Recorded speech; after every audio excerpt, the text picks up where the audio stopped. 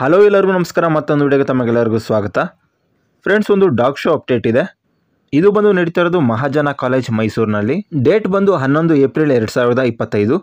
ತುಂಬ ಜನ ಕೇಳ್ತಾ ಇದ್ರಿ ಮೈಸೂರಿನಲ್ಲಿ ಯಾವ್ದಾದ್ರು ಡಾಗ್ ಶೋ ಇದ್ರೆ ಹೇಳಿ ಅಂತ ಹೇಳಿ.